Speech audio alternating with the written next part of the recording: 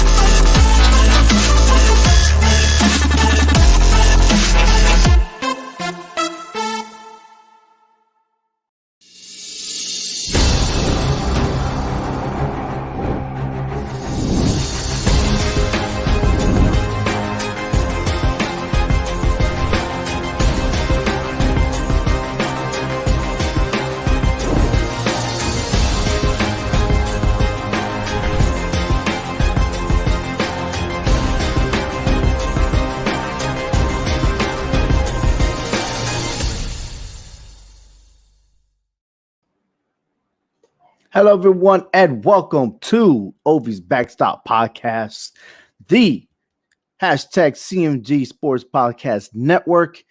Subscribe and follow us on Facebook as we get set for the second half, or I should say we're like a couple weeks already in the second half of Major League Baseball.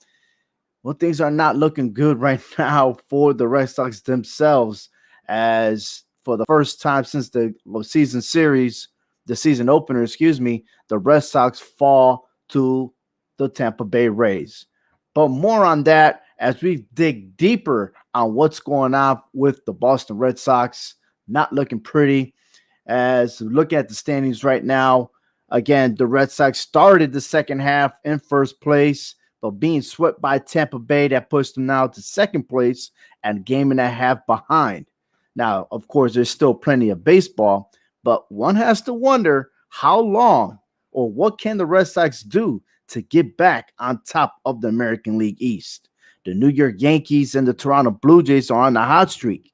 But let's go in order right now. Tampa Bay, after sweeping the Red Sox, they have won 4 straight games. Let's see if that's beneficial throughout this week.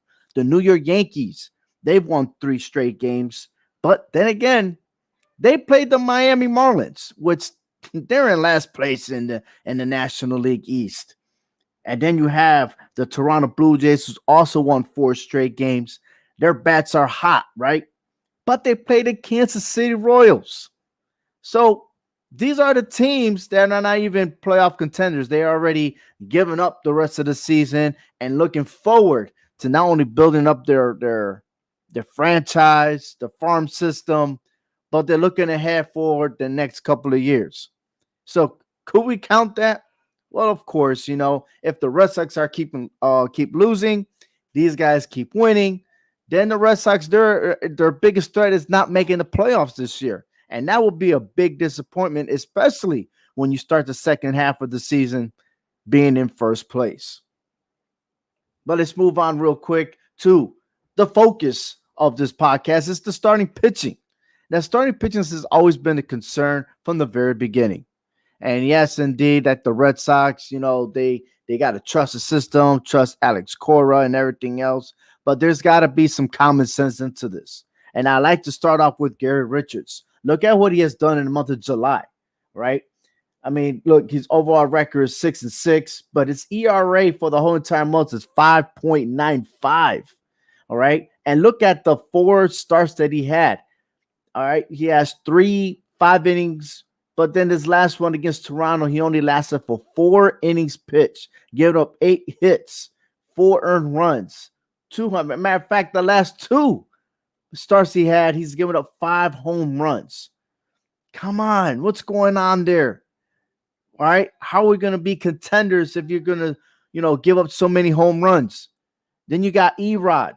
I mean, look, The last two starts, he hasn't even gone past 5 innings. His last start went 3 1/3, gave up 6 earned runs, walked 4, struck out 8. Okay. He threw 92 pitches and faced a total of 21 batters, right? In 3 1/3 innings. That is bad. And then he goes back from the before, and yes, he may have some lower back issue or whatever, but he only stayed for 1 full inning. Okay. So that is a big problem. Very, very, very. Yeah, he had a good outing against the Yankees, only pitched in 5 2/3 and a 4-0 shutout.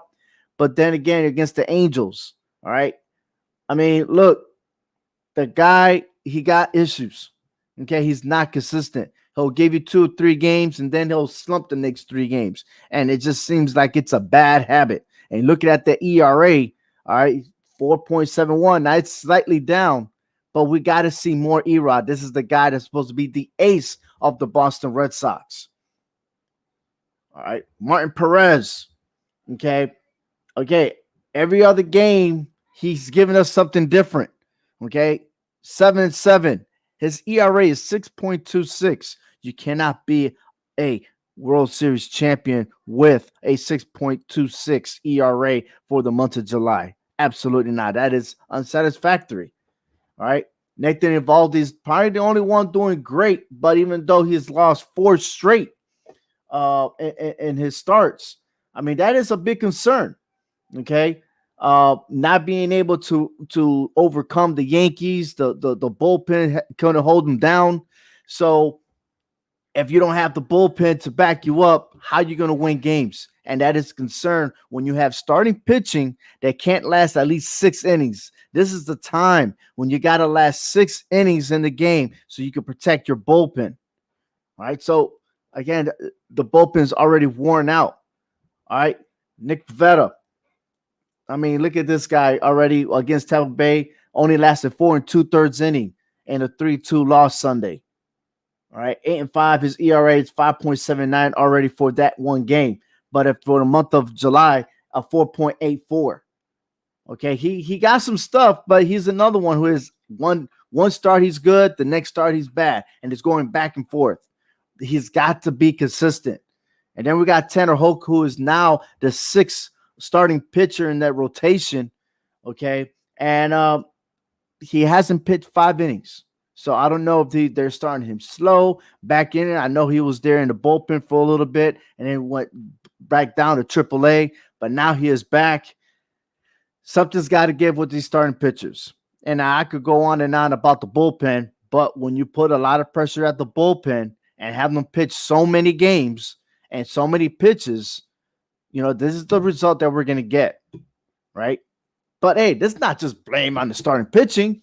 Let's not do that. No. Look at these batting issues right now. The bats are not swinging that. I mean, we got 4 batters that are batting under 250. Dahlbeck, Cordero, Santana, and Durant.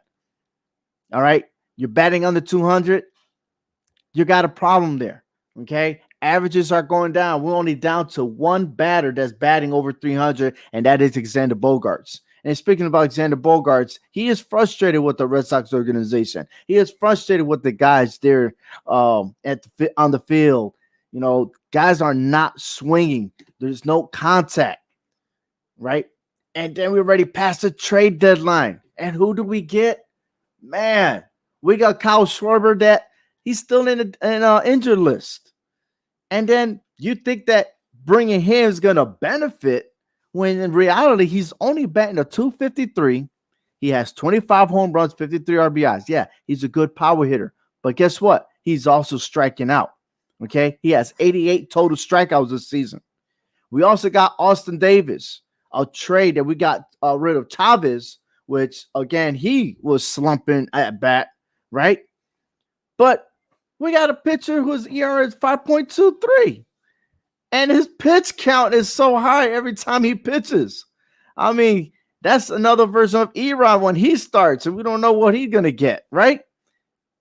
And then, of course, I had it in green, Hansel Robles. I predicted him coming to the Red Sox, but he has an ERA of 4.80. Excuse me, 4.80. Yeah, I said that right.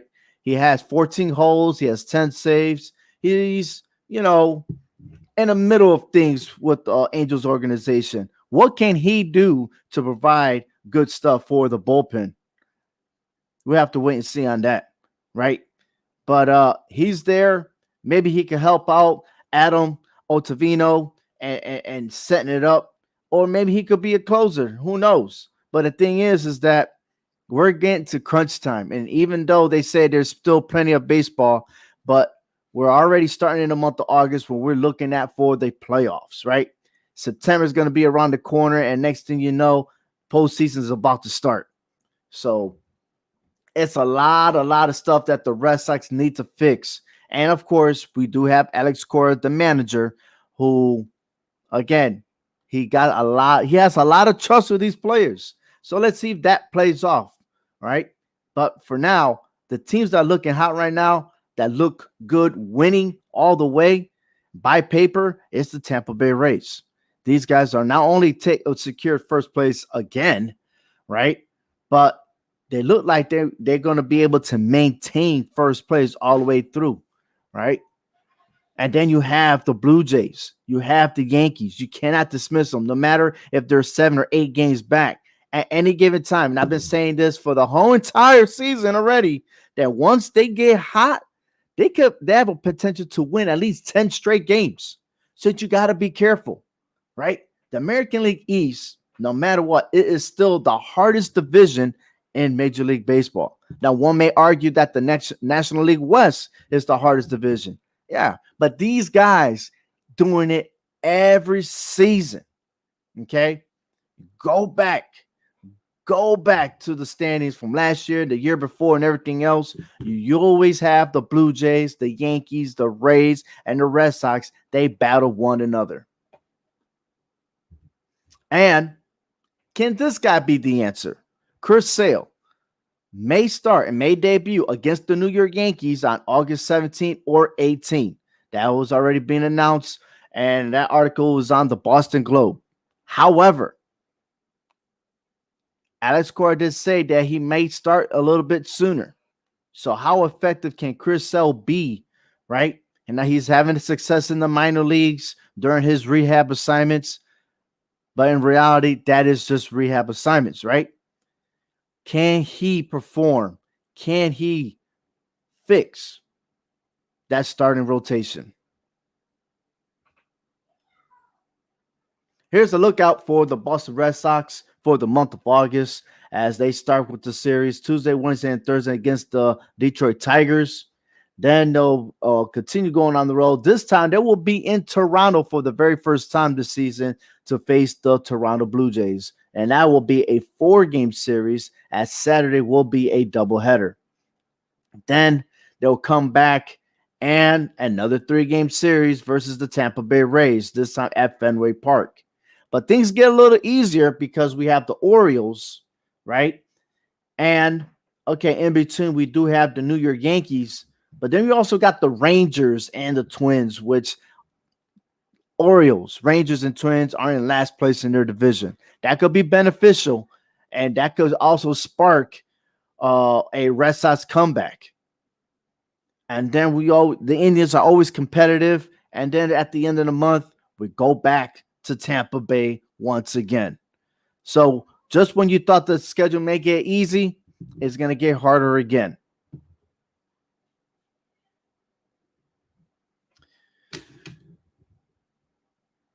Marcelo Mayers was drafted in the first round for the Boston Red Sox. And this is a good sign, right? Because by the time he is ready for the professional level, that may be a time where maybe Alexander Bogaerts' contract may be up. And that might be in 2025. Unless a miracle happens that Mayer is the man and he moves up into the farm system and straight to Boston. But I think this is a good thing for the Red Sox going out there. And again, there's just there's a lot of good and a lot of bad, you know. But if that's the guy that's going to make things happen, by all means, hey, our futures are looking bright. But for right now, the Boston Red Sox are struggling. And the thing is, if you don't hit the contact and avoid these power bombs and everything else, we ain't going nowhere. And as far as the starting pitching, and my guess is they're trying too hard, man. Because look at the pitch count. Too much within the 4 and 5 innings. And at the end of the day, if you pitch too much and you don't last long in the game, bye-bye bullpen. And don't take it from me. Take it from the pros because they know what they're talking about over there, right? So, but anyhow, a little feedback on All Four Downs for CMG Podcast. Their event has been changed to every Thursdays, August 5th at 7 o'clock p.m. I'm going to play their commercial real quick after this. Hey, I would like to know your input. Let me know, what do you think about the Boston Red Sox? Do you trust for the roster that they have right now? Can they succeed? That is the question, right? Or will they fall and lay on their backs? We'll see, man. We'll see. I'm a little bit frustrated myself, man. I just can't believe it that we just got swept by the Rays. But, hey, that's why they play the game, right? So anyways, thank you for watching. Let me know. Leave your comments. Please subscribe to my YouTube channel. And once again, thank you for listening to the Backstop Podcast.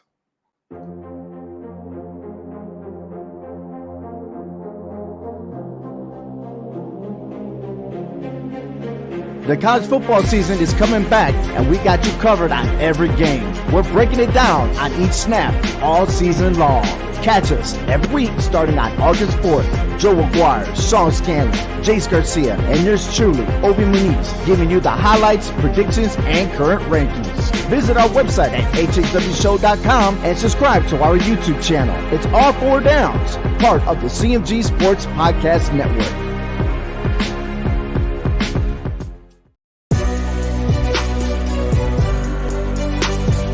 Thank you so much for listening to Obi's Backstop Podcast, part of the CMG Sports Podcast Network.